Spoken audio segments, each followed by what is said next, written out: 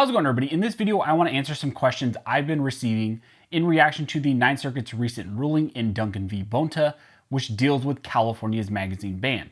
So let's talk about this. But real quick before we jump into this video, if you think that California's ban on so-called large capacity magazines violates our Second Amendment rights, go and hit that like button and subscribe.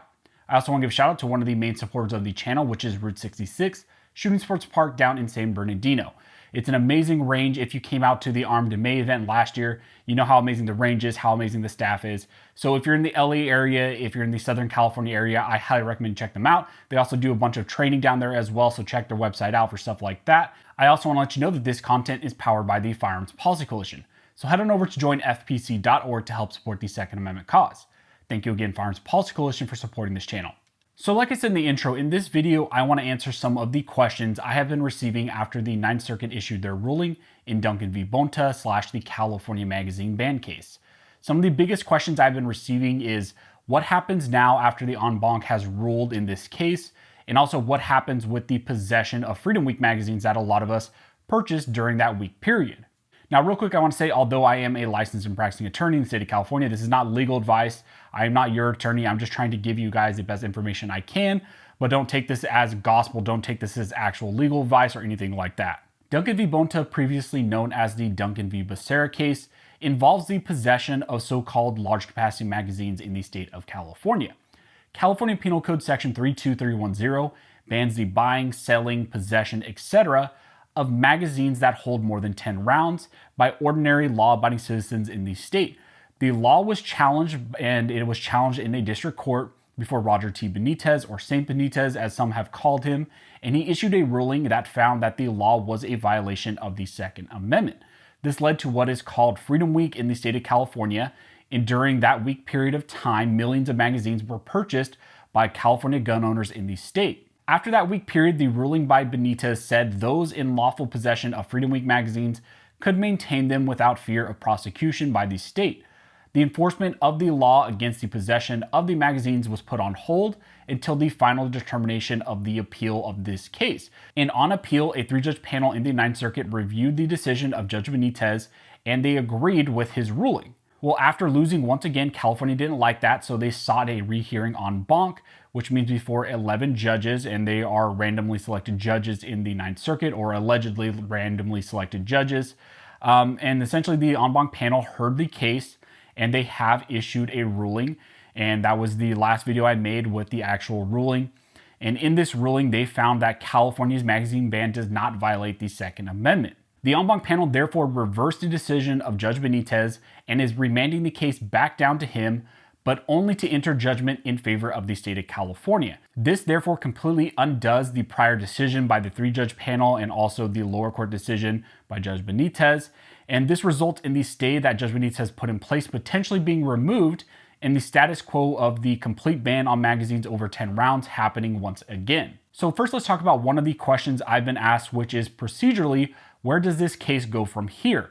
And also this bears on the second question I've been asked, which is what happens with the legal possession of Freedom Week magazines, or those magazines that people acquired during that week period of time. Now, procedurally, there are a few things that can happen now going forward. The plaintiff / the Duncan side can seek a rehearing in the Ninth Circuit, and that would be before all of the judges in the Ninth Circuit. So it'd be the complete Ninth Circuit. This is an option, but I want to note that the Ninth Circuit has never heard a case before the entire Ninth Circuit, to my knowledge. Maybe they have, but I'm not aware of them ever hearing a case before all the judges in the Ninth Circuit. So the plaintiffs here can seek a rehearing before the entire Ninth Circuit, but the odds are that it will be denied. Another option after that is to ask the Supreme Court to hear this case by filing a petition for a writ of certiorari. As to the second question of what happens with Freedom Week magazines and if they are still legal to be in your possession, the answer is, as of right now, they are currently legal for you to still be in possession of, only because the Ninth Circuit has not yet issued a mandate down to Judge Benitez. Once the Ninth Circuit issues a mandate to Judge Benitez, he will have to issue a ruling in favor of the state of California, and the injunction he had put in place will then be removed. At that point, then the possession of magazines over 10 rounds will be illegal, and the injunction against law enforcement actions against Freedom Week magazine possessors will also be gone. So the thing we are keeping our eyes on right now is a mandate from the Ninth Circuit. That is kind of the next major shift that can make these magazines immediately go illegal overnight. Also, one thing to note with this is we would likely also see some sort of DOJ notice about what people maybe need to do with these magazines. I would expect maybe they would say that they need to be turned over to law enforcement or destroyed, but that's also yet to be seen how exactly the DOJ is going to respond to all this. Because again, keep in mind, millions of magazines were purchased and brought into the state of California during that week period of time. Now, one solution to try to prevent all this from happening is the plaintiffs can seek a stay of mandate pending a petition for certiorari under the Federal Rules of Appeal Rule 41. Under this rule, a party may move to stay the mandate pending the filing of a petition for a writ of certiorari in the Supreme Court. The motion must be served on all the parties and must show that the petition would present a substantial question and that there is good cause for the stay. So the petition for a writ of certiorari here would present a substantial question, mainly because the Ninth Circuit's determination that California's ban on magazines does not violate constitutional rights or that it doesn't constitute a taking is something that circuits are split on, and also the fact that they use tiered-based scrutiny is an issue that needs to be resolved before the Supreme Court. There is also good cause for a stay to be issued by the Ninth Circuit, essentially because the Ninth Circuit's decision will remove the lower court's injunction, and it's arguable that the status quo needs to be maintained while the Supreme Court reviews this case and decides what they're going to do with it. This is especially true because, like I said, there is a major risk that a mandate will make millions of Californians felons overnight by simply just removing that injunction. Whether or not the Ninth Circuit will issue a stay of mandate is unknown, and they could find that there is no substantial question at issue in the petition, or that there is no good cause for a stay. If no stay is granted by the Ninth Circuit, then a stay of mandate can be sought before the Supreme Court. Under the Supreme Court's Rule 25, a stay can be sought and granted by the Supreme Court. However, a stay of mandate by the Supreme Court is not a guarantee as of right now. Currently, Justice Kagan oversees motions like this from the Ninth Circuit, and we all know how anti-gun she is. So because of how this is kind of structured, there are justices that are assigned to all the various circuit courts. And right now, Justice Kagan is responsible for the Ninth Circuit, and she oversees all the motions like this motion for a stay of a mandate. So it's kind of going to be in her hand a little bit.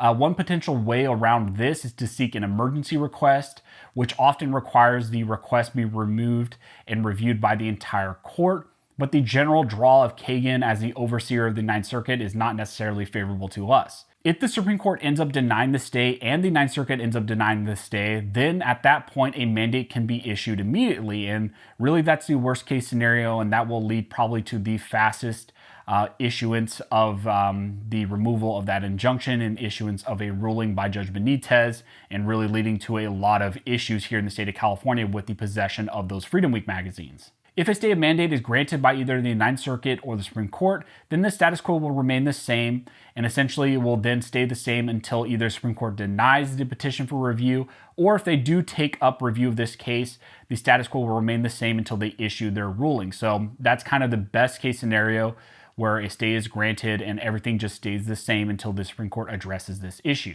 So if you guys have any questions, go ahead and comment down below and I'll try to answer the best of my ability. Also, if you like this video and like to support the channel, one of the best ways to do that is to like, comment, and subscribe. All those things help to fuel the algorithm or fuel Al Gore's rhythm. It adds fuel to his jet, and it's signaled to YouTube that you guys see value in these videos and in this type of two-way news. So thank you so much to everybody who's liked, commented, subscribed, who's hit the notification bell. You guys are directly impacting these videos, directly impacting this channel, helping these videos to reach more people who want to hear this type of information, but traditionally just can't get it by mainstream media. So thank you so much for all of your guys' support. If you don't have a comment in mind, just comment down below that your comment to fuel the algorithm. And also, if you're a new subscriber or a longtime lurker and you recently subscribed, consider clicking subscribe. And if you do and you comment down below that you're a new subscriber, I will make sure I comment back to you. So as always, thank you all for watching. Don't forget to like and subscribe. And never forget to stay with built by armed scholars and stay maintained by armed scholars.